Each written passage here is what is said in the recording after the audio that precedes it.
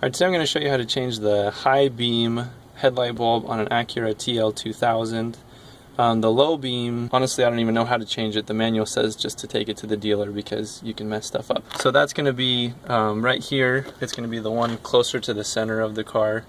And if you're changing the one on the driver's side, there's an extra step that I'll show you in just a second. But coming from behind, what you want to see is the bulb is right here, and it's surrounded by kind of these concentric circles. What you're going to do is rotate it, the bottom of it, towards, so if it's the passenger, towards the side of the car, if it's the driver, towards the middle of the car. So you'll just grab that kind of at the base here, and then twist it, again, this direction.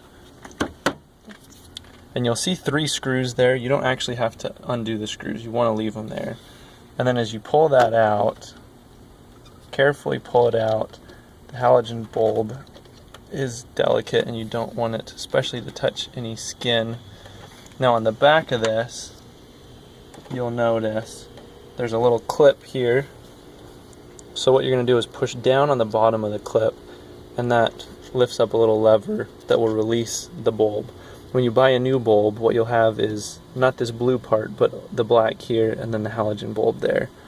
And I'm not going to actually do it today, but what you would do is push down on that lever and pull the bulb right out, and then the new bulb will slide right back in there.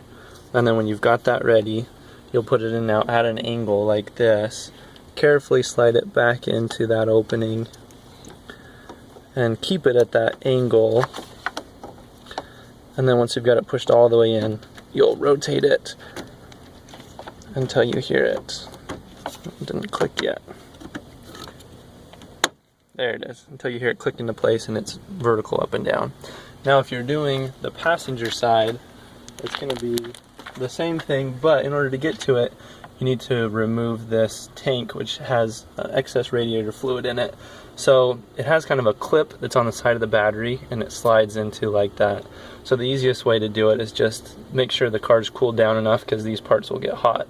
But reach down by the side of the radiator and grab it from the bottom of the tank and just push upward a little bit. And that'll release.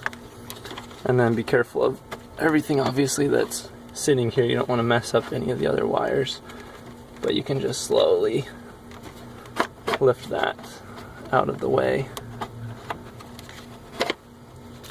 and that'll give you access to, oh, it's tucked underneath there. Might have to release that right there, take the cap off, but that'll give you access to, there we go, to the bulb there. And then you'll just do the same thing. So it's right here, and this time you're going to twist the bottom towards the center of the car, like that. So you'll just do the same thing that you did on the other side.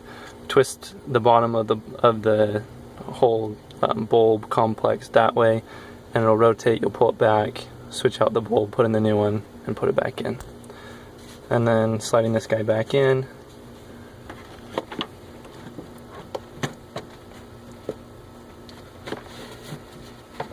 Just make sure you don't spill any of that anywhere. And you'll just slide it right back into that little clip there.